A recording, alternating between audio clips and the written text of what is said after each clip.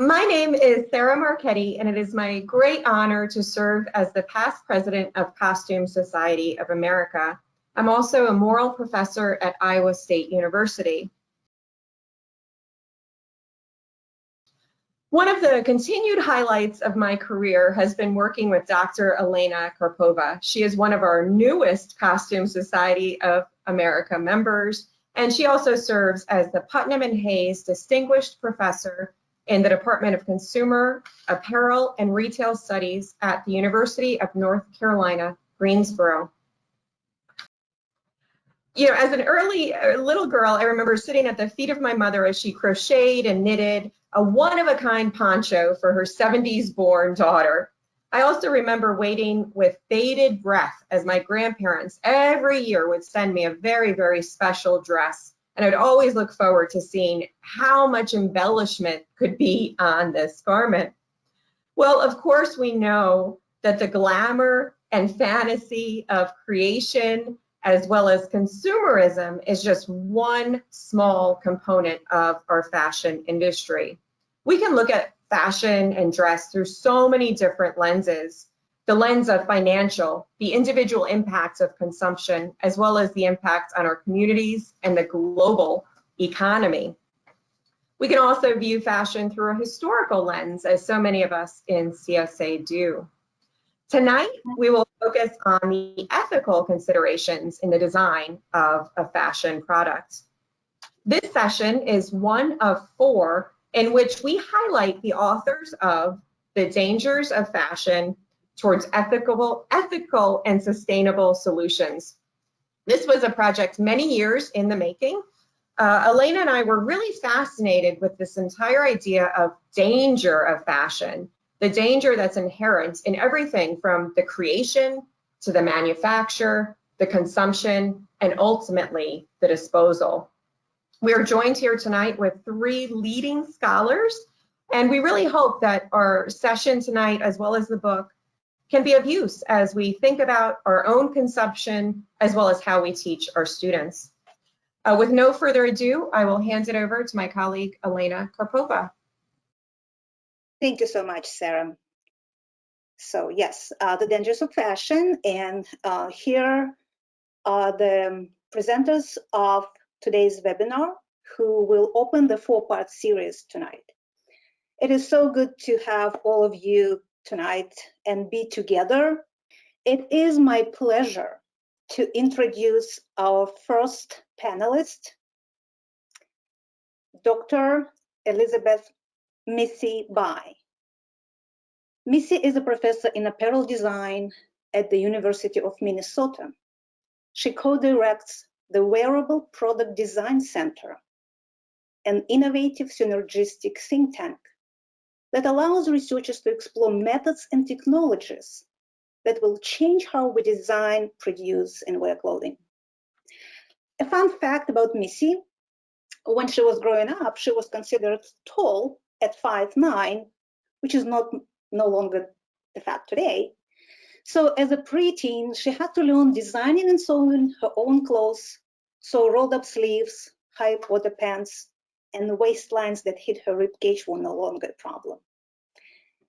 I am excited to hear what Missy has to share with us tonight about sustainability that must drive design.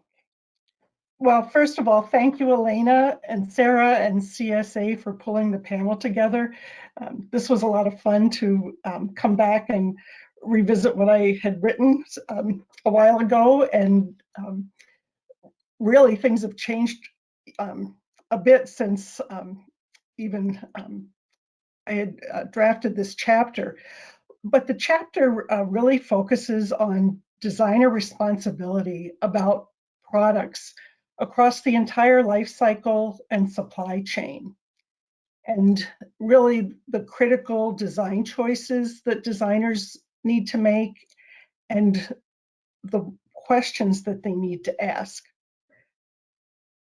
They say that anywhere between 50 to 90% of a product's impact is decided during the design phase.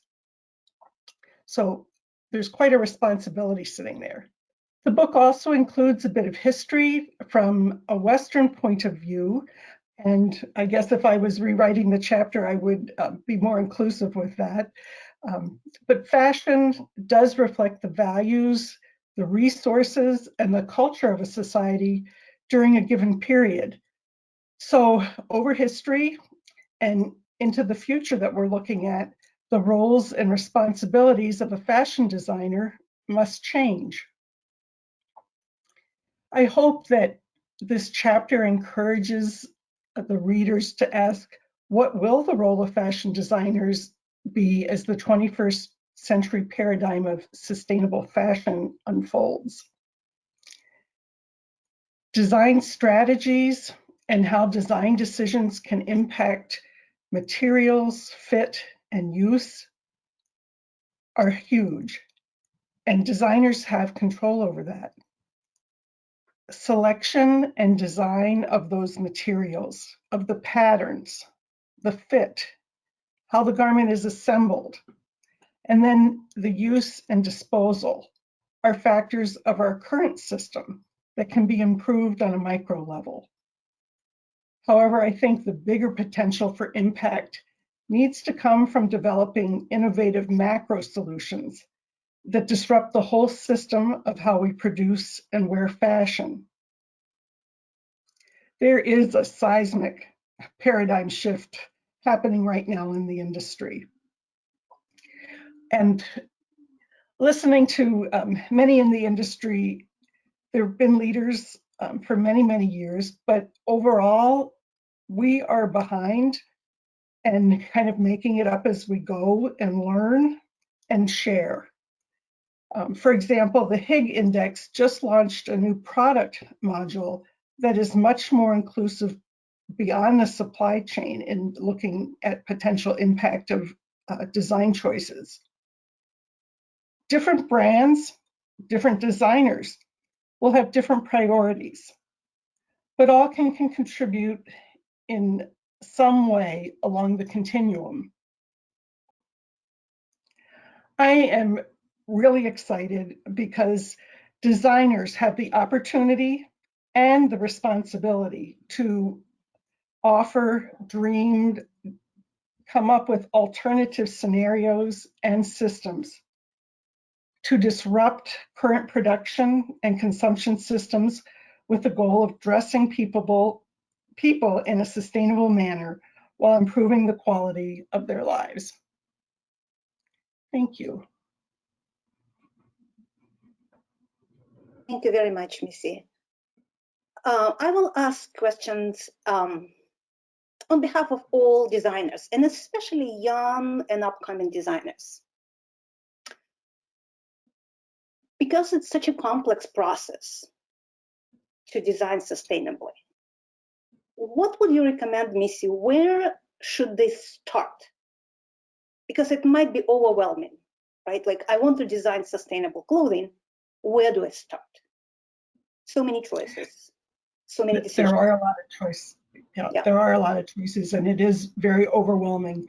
So I think you need to look at what's most important to you, or what's most important to your customer or your company, and figure out where to start. Maybe it starts by figuring out what to do with a garment after it's had its useful life. How could we return it to the earth? How can we have multiple people wear it? How can we have more value in the garment beyond the original owner? That could be one place to start.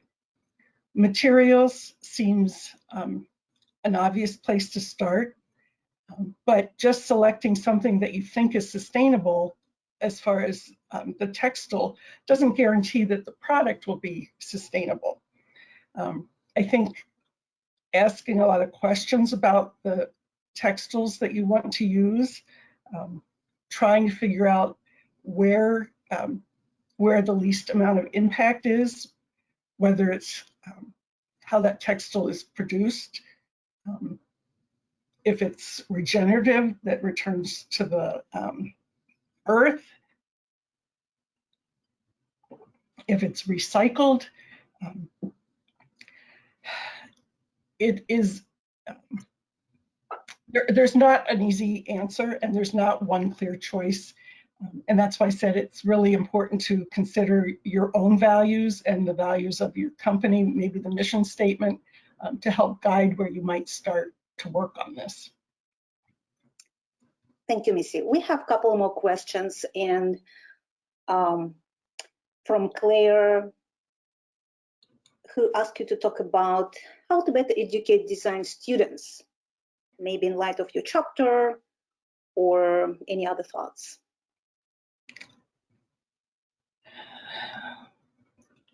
I think that the way we train designers definitely needs to change. I think that we really need to shift for a focus towards social design rather than commercial design. Our students need to understand the big picture. They need to have a working knowledge of science and social science. They need to learn to ask the right questions. And one thing I know that most educational institutions have been working on is our students' ability to collaborate and partner with others. This is just going to keep becoming more and more important because no one has all the answers. You need to pull together different people, different experts, different people who are imagining different realities, and just in general, people with different points of view, because that's how we're going to get to a model that will work. Thank you, Missy. We have another question from Mira, and she's asking that you mentioned recent changes in the industry that happened since you drafted the chapter. So could you talk about some of these changes, the most recent ones? Sure. There are multiple organizations globally that are committed to addressing sustainable fashion, one that's focused just on luxury fashion, others that are focused on other areas. Cotton Incorporated has a focus on sustainability. The Wool Council does. So there's lots of opportunity out there, and I was fortunate this past semester. I was on leave and had an opportunity. I think I sat in or participated in every possible workshop or conference, from circularity to new product development, and it is overwhelming. There's a ton of information out there, and it changes quickly. And I think that's one of the challenges, is to keep up with the changes. It could be a full-time job for several people just to keep track of the changes.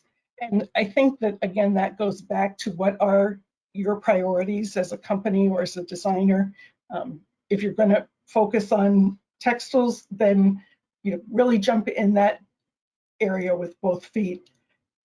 Kind of keep aware of the rest of the things that are going on, but it is overwhelming. So don't take on more than is realistic, because I think you'll get frustrated, and we want to have successes along the way, and we want people to have the courage and resilience to eventually make the big changes.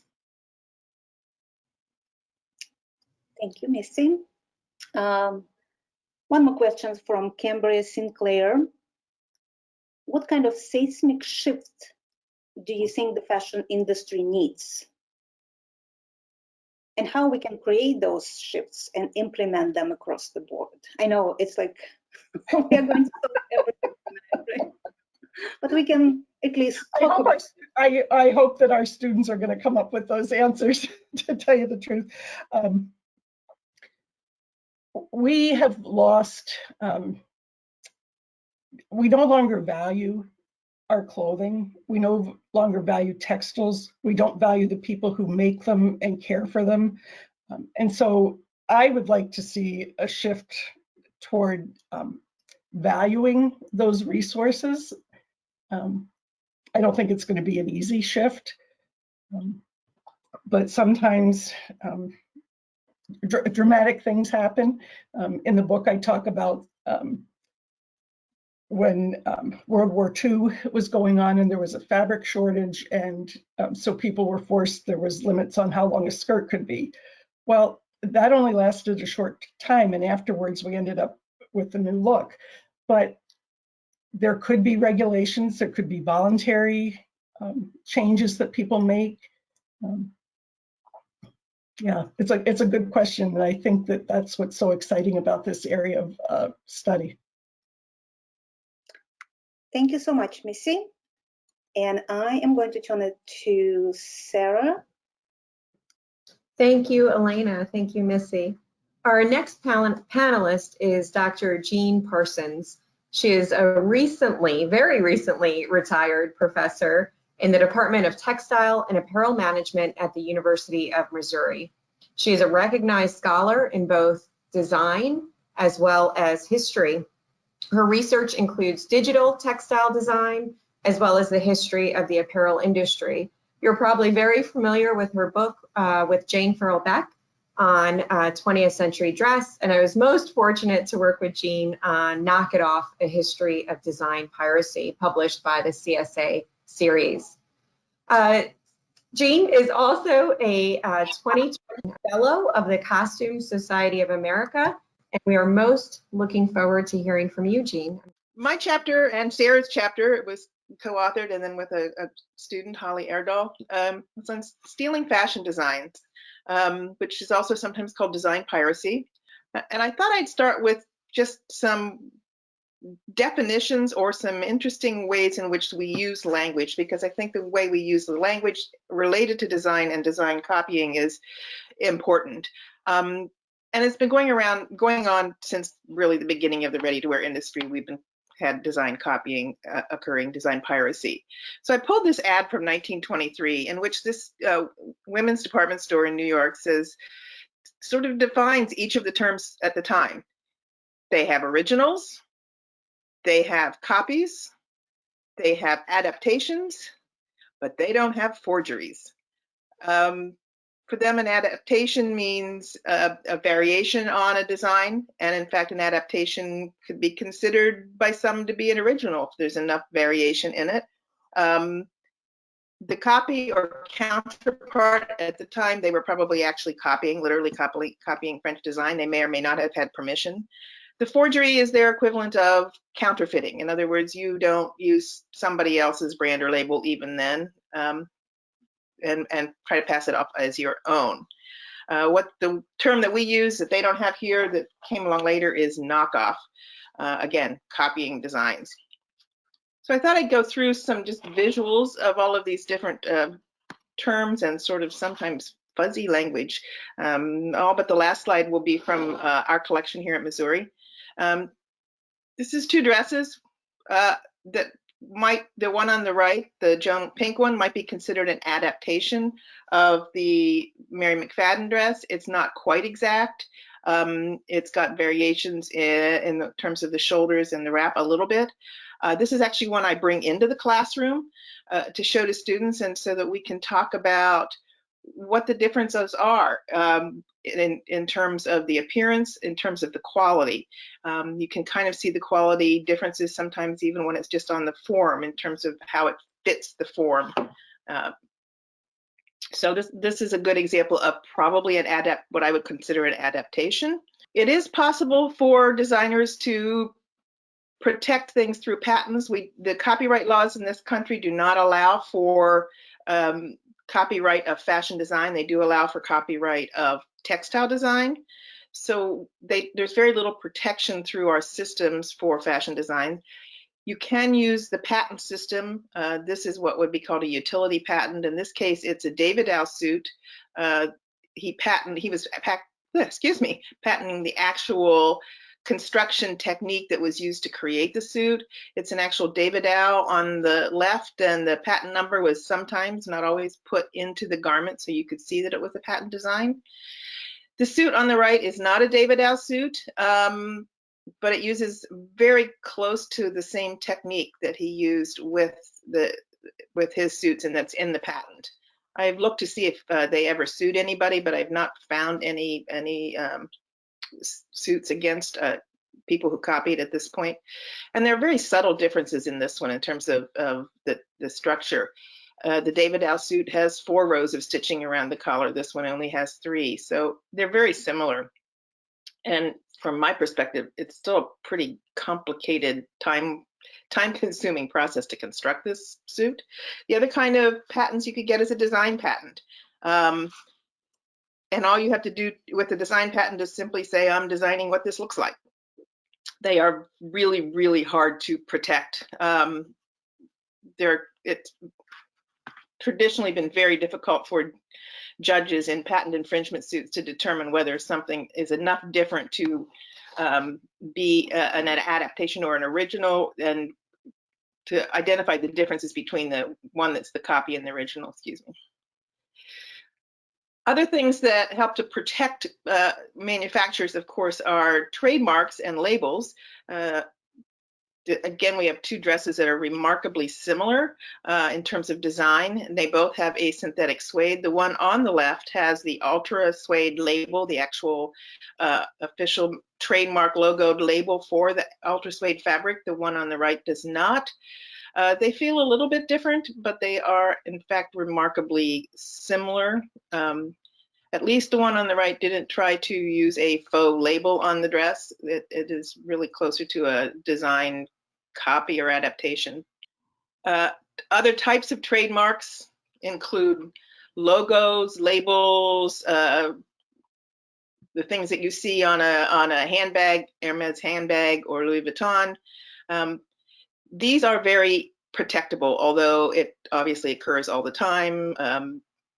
You can still go out, of course, in the streets of New York, well, maybe not right now, and buy counterfeited handbags and other things. Obviously, the Izod, look at the Lacoste alligator here is their trademark. People have also tried to copy that trademark. I've seen some very odd and interesting variations on that little alligator, including one that was upside down with an X over its eyes, which I thought was a creative way to sort of copy but not copy. I'm not sure. So the trademark is another way to protect your brand, your label. This is the one I think can generate the most conversation about the process. This is obviously the Ralph Lauren Polo logo. The original is in the middle. The copied variation on it is on the right, the gold one. And Sarah, I think you told me this was supposed to look like a giraffe. I'm not sure. It's obviously a copy. It's similar to the logo for the polo player, but it is not the same. And it should be relatively recognizable.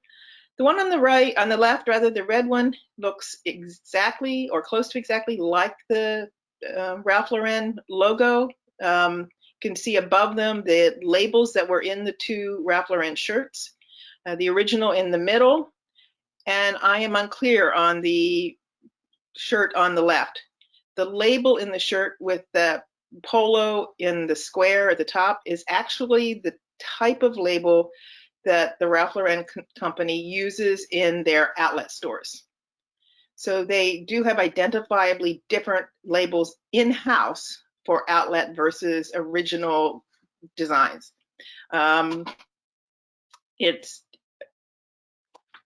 We don't really know for sure what this one is, and I haven't done enough research to identify it, but companies do copy their own labels and sell them in the outlet stores, so it becomes very confusing for the consumer to identify it.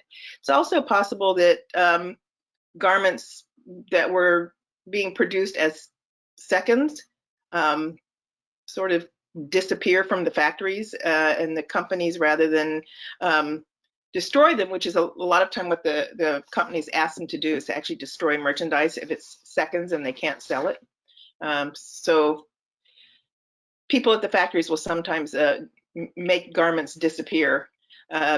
Companies have been getting into some trouble with this, and this relates back to some of what Missy is talking about sustainability. Because if it is truly a second and they aren't going to sell it, if it has recognizable things that connect to that brand, for example, a Burberry plaid, rather than have it go out on the market, they destroy it.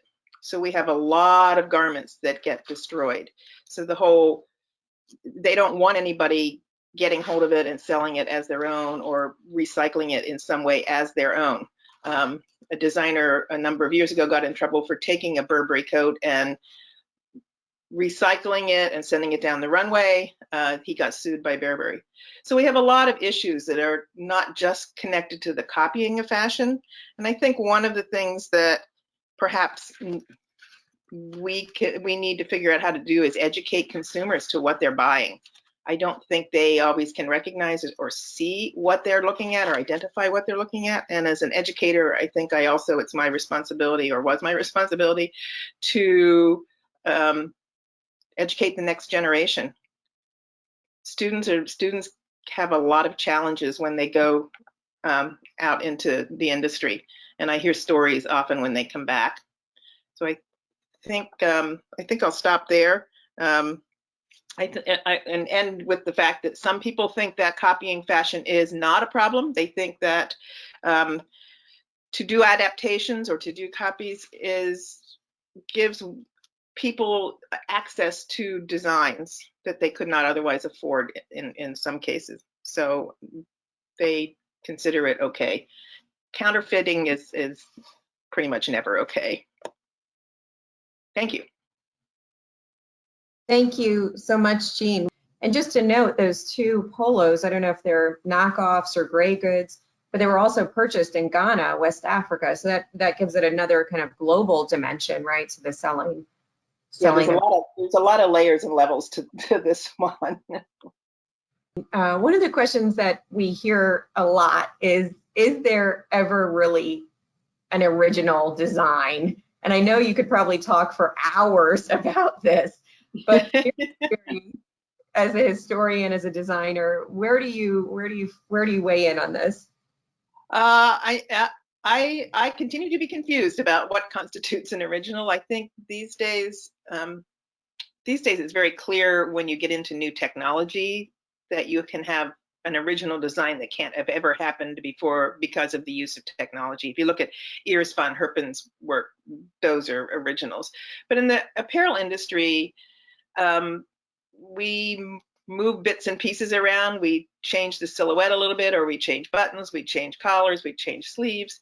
So the point at which it becomes an original is very fuzzy.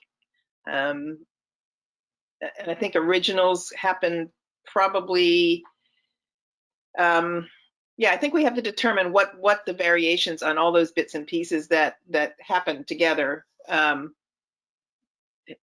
they can be constituted as an original. That's not a very good answer, but that's the best. Well, I think that's why it's been going on, right? For all years.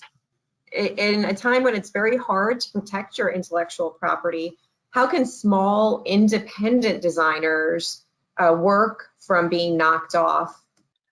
That is a very difficult question to answer. I think it's really hard if you're trying to protect a textile design, then you can copyright it. But the problem with both copywriting and patenting something is you have to be willing to sue somebody who has copied your work. So you need the resources to take it the next step and go to court to protect it. So that becomes complicated. And a lot of companies just are not particularly sympathetic to the fact that they're going to copy new and young designers. I think it's particularly difficult. And I'm open to anybody else to have an answer to that one. How do you feel about the role of call-out culture in social media as a platform for calling out copying? It's interesting. I've been trying to follow some of the social media and some of it I think is really good. I think it provides an opportunity for companies to be named who are copying other designers' work.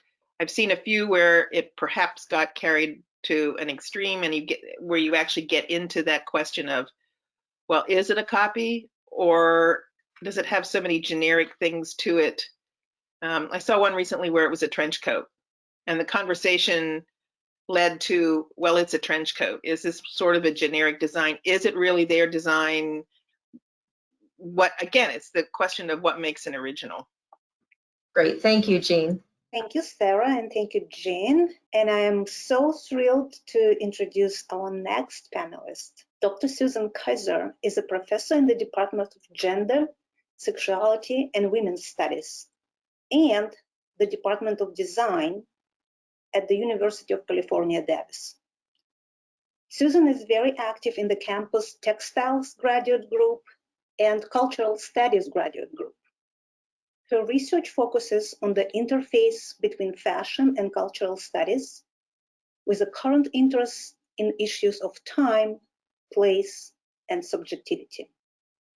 A fun fact about Susan: she has never gone this long in her life without buying new clothes. As a result, she has really bonded with some of her work-at-home pieces. And some of her work-at-home pieces now have holes. So Susan is very excited to figure out some creative repairing. With that, we are going to listen about chapter 10 that Susan co-authored with Denise Nicole Green, Taking Offense, a discussion of fashion appropriation and cultural insensitivity. Great, thank you so much, Elena.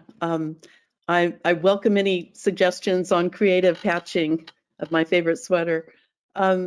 So I'm going to shift the topic a little bit toward a cultural focus. There's a lot of parallels with Jean's talk about design piracy, but this sort of shifts from the legal a little more towards the cultural context. So when Denise and I wrote this chapter, we defined cultural appropriation, which is kind of the main thing I want to talk about. We defined it as the taking of aesthetic or material elements from another culture by someone who is not a member of that culture without giving credit or profit.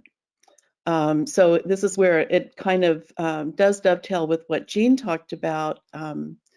But in this case, it's what is the harm that is done to the culture, and how is it possible to sustain cultural aesthetics when they're ripped off and turned into a commodity. So there are power relations at play, which really affect how we interpret cultural appropriation and when it gets labeled as appropriation.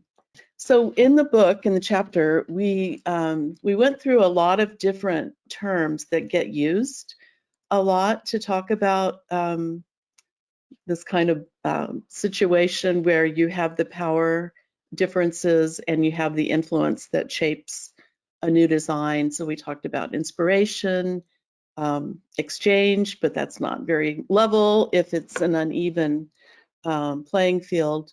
Appreciation, hybridity, borrowing, which is sometimes used, but the thing about borrowing is it sort of implies it's going to be given back, and that doesn't happen in the case of appropriation. And then cultural insensitivity, where it really does harm that may be against religious or spiritual or really culturally meaningful ideas. So I'm just going to talk really briefly about a couple of case studies. One is on the bikini that goes from the Brazilian beach with a very kind of cultural aesthetic by a street artist, or beach artist, I might say, to global capitalism. And then the second is the appropriations from indigenous cultures. Okay, so this is Solange Ferrarini, who sells these bikinis. It was an article in the New York Times a few years ago called the Itsy Bitsy Teeny Weeny Very Litigious Bikini. You might know the song, and now it's going through my head as I talk. But she's the designer and maker of this bikini, and she had been making sewing and crocheting and all of that since she was about 10 or 11 years old. So what happened was a woman named Ipek Irgit came to the beach and bought one of the bikinis, and then when she went back to New York, went to Long Island to a beach, she got some really nice compliments on it. And she had been in the industry, and then she realized there was a real opportunity with this, and then partnered with someone who found a factory in China who could make the bikinis with the crochet edging for $29 each. And then she sold her product, she called the Bikini with 2 I's from her name, sold for $285. So there were launch parties, and you can see the difference between the original on the left and hers on the right. There's not too much difference. The colors are different, but it really draws on that Brazilian kind of aesthetic of contrasting colors and the color-wise aesthetic. So this bikini became the hottest thing. It was on Vogue, Women's Health, Elle Italia, Condé Nast Traveler, sold at Barney's. And she made about $9 million by 2015, and then became annoyed when people were copycatting the design. So the design was then sold by Neiman Marcus, and there was a lawsuit involved there. And then in the process, they realized that she was not the original designer, and that prompted the partner to come forward and explain the story. So now it's it's not sold anymore at Neiman Marcus. They're sold out and now in bankruptcy. But what is now labeled as platinum inspired by Solange Ferrarini, and you can buy the top for $84 and the bottom for another $84. Bloomingdale has also kind of done an adaptation. You can see the difference with less detail. Same price, but also now says inspired by Solange Ferrarini, who gets paid an annual fee of $7,700 for the design. So there are legal issues, of course, but I kind of want here to focus on what happens to the culture and to what extent is profit made, and to what extent can we cite sources. At least here, there's now an acknowledgement of the designer. So the other quick example is from our chapter, and it talks about the issue of culture being appropriated as a costume, which really has offensive connotations when it's framed in that light. We've heard a lot about that with respect to Halloween and cosplay and other kinds of activities. But an example here you see in the next slide is Buffy St. Marie, who is a folk singer and has been speaking out since the late 60s when hippies kind of appropriated Native American cultures, that this is really problematic. And she really, really wants to see credit given back to indigenous cultures. She herself is from the Cree Nation, and actually in her own persona, she's really kind of developed the identity of being from Native culture, and she's sort of, it's really a part of her, and it's given her a voice to object to, in particular, when Indian headdresses are appropriated and seen on the runway in a variety of contexts, when actually it's a very sacred and ceremonial kind of item. So I think the question I want to leave with is sustaining what? When we think about culture, you know, in addition to issues of labor and the environment, those of cultural appropriation raise questions about the extent to which fashion disdains itself through fresh ideas that rip off less privileged others, or that sustains majority, minority, or dominant, subordinate, binary oppositions. This is kind of an argument, a very complex argument by Minha Pham, who says that actually the way it plays out in the media often just sort of goes back to high-low culture and doesn't really undo the problems. And then also a discourse of freedom as a kind of selfish individualism, as we've seen the discourse surrounding masks or mask wearing or not wearing them. So those are some of the questions I'd love to leave you with. Thank you. Thank you so much, Susan. Very interesting case studies. How do you call out something that is mainstream for cultural appropriation when it's already widely accepted? So as I understand the question, so if it's already out there and popular in culture, then how do you identify cultural appropriation? Yeah, how do you call out? Yes. Yeah, I know it's a very good question. I think it's always hard to go back to this idea of an original design, you know, the question that came up earlier. And I don't know exactly, but you know, because we like an example is the zoot suit. You know, who made the original zoot suit? You know, and there are different theories about that. So we can't really go back and identify an original, but there has to be some way we can at least provide some recognition for the sources, even if they're mainstream. You know, we still need to be analyzing and critiquing that.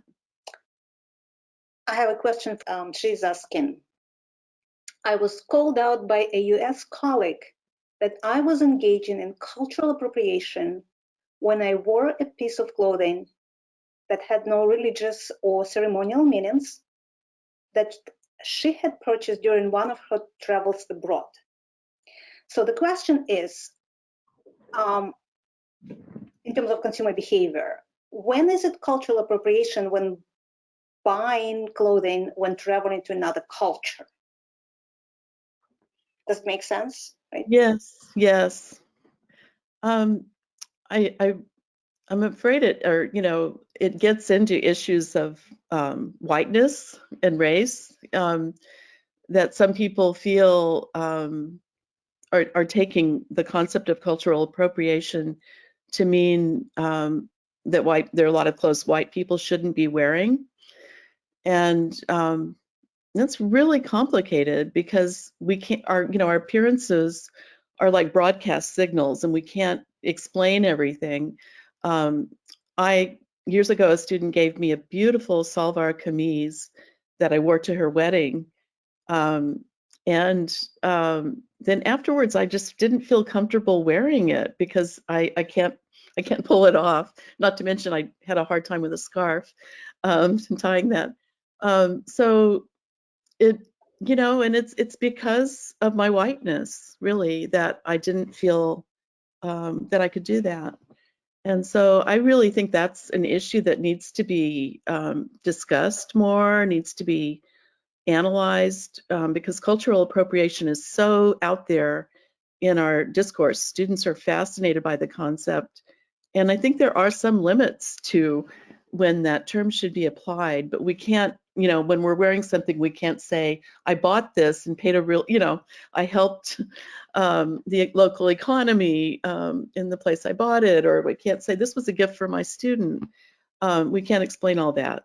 Our clothes are just a broadcast signal. How do you feel about folkwear patterns who have been offering patterns for beautiful and comfortable clothing based on many different cultures?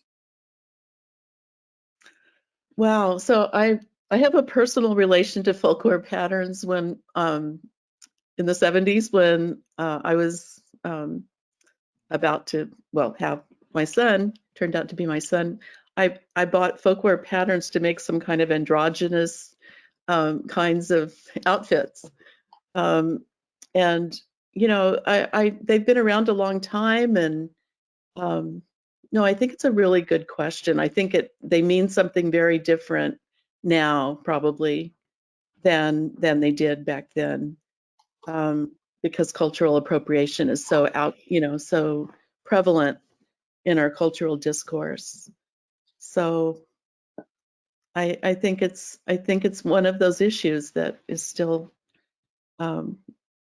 lingering, and there are a lot of complexities involved in it. Thank you, Susan.